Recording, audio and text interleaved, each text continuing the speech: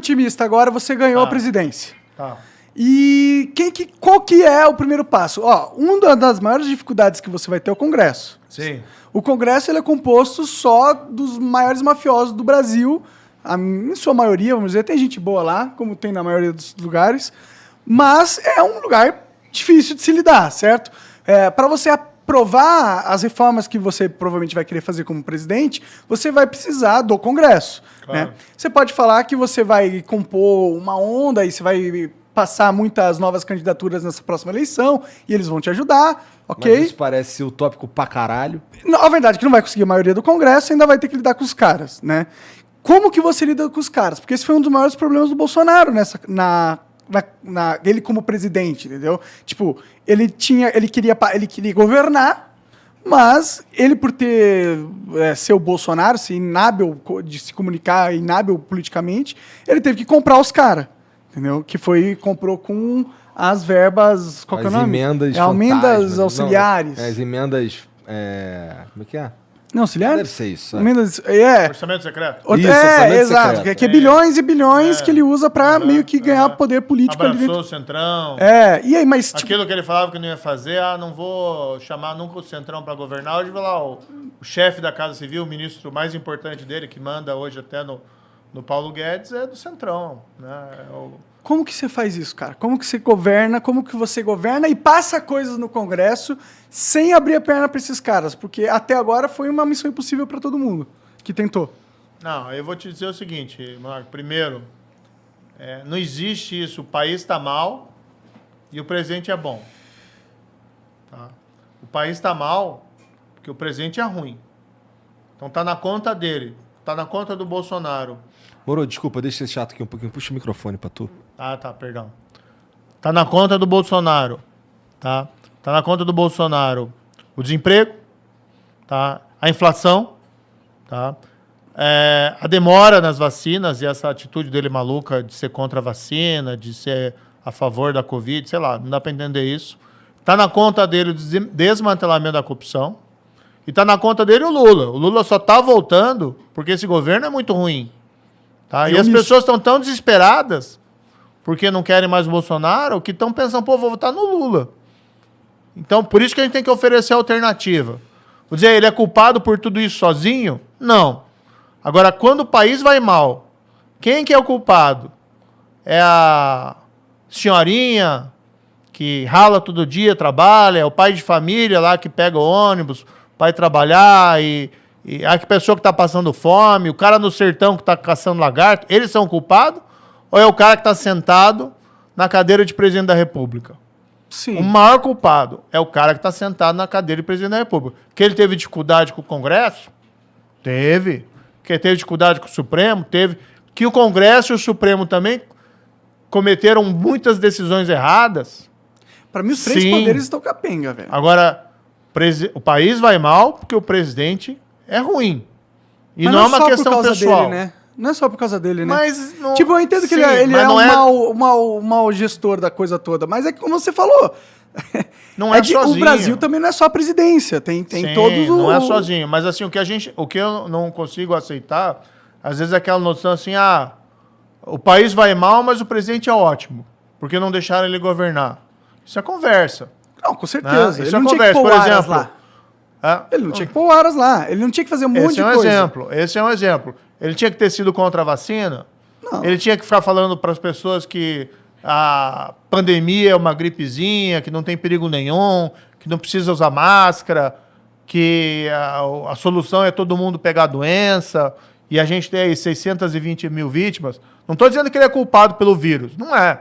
O vírus é um fenômeno mundial. Agora, cá entre nós, quando Como você tem uma lidar com emergência dessa, você precisa ter um líder que diga as coisas certas. Sim. Só o fato de você ficar trocando o ministro da Saúde várias vezes dentro da pandemia já mostra que você não está sabendo o que você está fazendo, né? Pelo menos. E vamos colocar numa hipótese aqui. Se eu tendo ido para o governo, se ele tivesse apoiado os meus projetos de combate à corrupção, tá? Será que a gente não teria conseguido aprovar no Congresso? Prisão em segunda instância, ali no começo. Não. Olha, sim, se tivesse posto para votação, Se tivesse tido o apoio do presidente da República, tinha aprovado. Em 2019, tinha. Não, ele poderia ter ajudado muita coisa. Poderia ter ajudado. Vou te colocar um exemplo aqui. Eu, como ministro, em fevereiro, eu apresentei lá o projeto de lei anticrime. Pô, que era um baita projeto. Né? Que era de combate à corrupção, mas era combate a crime organizado, combate à criminalidade violenta. É um projeto, você pode até criticar um ponto ou outro, tá? Não concordo com isso, tá, tudo bem, vai discutir no Congresso. Mas era um projeto que mudava, que melhorava muito o cenário. Tinha lá a prisão em segunda instância. Tinha lá a prisão do cara que foi condenado no júri por assassinato em primeira instância. Aí foi no Congresso. Aí o Congresso também não foi legal. Demoraram para votar. Votaram lá em novembro. Mexeram e pioraram. Tá? Naquilo que pioraram, foi para o presidente e o presidente podia vetar. O presidente podia vetar aquilo que fizeram para prejudicar o combate à corrupção. Eles restringiram lá a prisão de corrupto. Colocaram umas regras lá que torna praticamente impossível você prender, aquela prisão preventiva, alguém que cometeu crime de corrupção. Mexeram, a Câmara fez isso, foi errado que a Câmara fez isso. Restringiram lá essas colaborações, essas delações. Por quê? Porque não querem outra Lava Jato. Tá? E aí foi para o presidente da República. Eu tinha falado com o presidente da República, isso foi lá em dezembro. Presidente, tem que vetar boa parte das mudanças que fizeram na Câmara. E eu tinha costurado um acordo no Senado que se o presidente vetasse, tinha costurado um acordo, tá? E tem parlamentares aí que podem confirmar. A Simone Tebet conhece isso, por exemplo. Esse acordo. Falei lá com gente do PMDB também.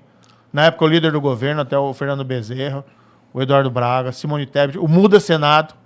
Eles tinham me dito que confirmariam o veto do presidente. Aí eu falei, presidente, tem que vetar isso aqui. Isso é importante. É no teu programa. O senhor foi eleito dizendo que ia combater a corrupção, que ia combater o crime violento. O projeto é esse. A gente estava fazendo isso. Mas a Câmara foi lá e alterou para pior. Alterou para pior isso. Presidente, pode deixar que eu vou vetar. O que você pedir, eu vou vetar. Entendi. Colocou para mim que o que viesse ia ser vetado. E eu costurei o acordo que o veto dele ia ser mantido. Aí eu viajei, tranquilo, era final de ano, fui tirar férias. Meu filho estava estudando, fazendo intercâmbio no Canadá. Fazia 6 meses que eu não via meu filho. Aí fui para o Canadá encontrar meu filho. A minha esposa e minha filha ficaram no Brasil. Estava muito cara a passagem. Né? Conclusão, não, então vai passar o Natal com ele. E o resto da família fica aqui, separa a família no Natal, mas enfim, pô, é caro a passagem para o exterior. Pode crer. Né? Aí fui lá, encontrei ele estava lá em Toronto, uma cidade lá perto de Toronto. Aí fui ficar com ele, curti o meu tempo livre com ele. Era Natal.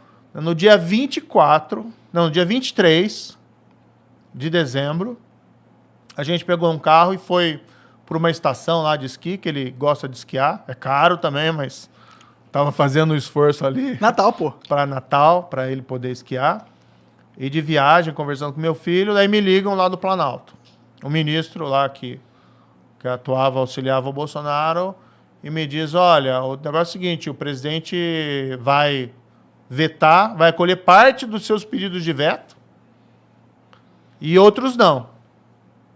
E assim, ele concordou em vetar aquilo que era menos importante. Entendi. Aquilo que era mais importante, que ele precisava vetar, por exemplo, diminuir a possibilidade de prisão de corrupto, ele não vetou e podia ter vetado. Tinha o tal que criaram lá, o tal do juiz de garantia, que é um negócio que dificulta. O Brasil não está preparado para isso. Ele podia vetar, ele não vetou. E aí ele me liga, eu paro o carro, tento ligar para ele várias vezes, ele não me atende. Até que eu consigo, né? Sigo a estrada, chego lá no lugar onde eu ia, a gente para almoçar, mas consigo lá que ele me ligasse. Aí ele me liga, estou almoçando com meu filho, saio ali do restaurante para falar e ele me diz o seguinte, Moro, eu não vou vetar essa parte e tal, Cara, eu não sou um cara de me humilhar, entendeu? Mas eu implorei pro presidente, ao telefone. Falei, gente, compromisso que o senhor teve nas eleições, combate à corrupção, combate ao crime violento. É importante que o senhor vete tudo ali que a gente está pedindo. Falei, ficamos ali quase meia hora falando, e eu pedindo.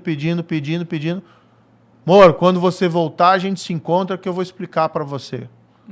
Explicar o quê? Né? Não tinha o que explicar, e daí ele não vetou. E foi publicada essa lei, com os vetos que ele não deu, no dia 24 de dezembro, Natal, véspera de Natal. Por que ele fez isso? Porque no Natal ninguém está pensando nisso. No Natal as pessoas estão pensando na renda, no presente. Sim, tá todo mundo Né? curtindo. Tá todo mundo distraído. Sim. Eu lembro Então- desse dia, dessa notícia aí, realmente foi... Eu fiquei meio broxado pra caralho também. Cara, eu fiquei indignado. Eu tava lá, aquele foi o momento assim que caiu toda a ilusão que eu tinha, né? Que eu tinha tido o negócio do COAF, tinha tido lá as declarações dele que queria interferir na Polícia Federal, tinha tido lá a nomeação de sabe Deus quem lá, que nem era a melhor pessoa para procurador-geral, que era um cara que falava mal da Lava Jato. Né? Foi a primeira Aras, vez né? que foi nomeado um cara que não tava na lista lá. Na dos- lista tríplice. Isso, Né? é. E um cara que falava mal da Lava Jato. Aí o cara é eleito, dizendo que suporta a Lava Jato, e ele nomeia um cara que fala mal da Lava Jato. Né? Aí, assim, aquele momento... É que ele falou que ele acabou com a Lava Jato porque acabou a corrupção no governo dele. Conversa fiada, né? Ele tá abraçado lá com gente que foi... Não é nada pessoal, entendeu? Mas hoje, por exemplo, um dos caras que manda no governo é o Valdemar da Costa Neto, que é o cara que foi condenado por suborno no Mensalão, que era o cara que estava com o Lula. Então ele pegou os caras que estavam com o Lula e tá tudo com ele hoje. Sim. Né? E o cara vem falar que é contra a corrupção. Então, mas daí ele não vetou, né? Eu penso, porra, que presente de Natal que o cara Te deu. me deu, né? Que estragou a minha viagem com meu filho e tal, mas aí Tu não. ficou vou chateadaço mesmo? Vou curtir o meu filho Ah, e que tal, bom, que bom, esqueça, né? que bom, Vamos que bom. bola pra frente. Aí eu até tenho um Twitter meu, né? Um tweet, desculpe. Que eu tava andando lá ainda em Toronto. Aí eu encontro uma estátua do Churchill lá numa praça em Toronto. E tem aquela famosa frase dele, do discurso dele, né? Que quando a França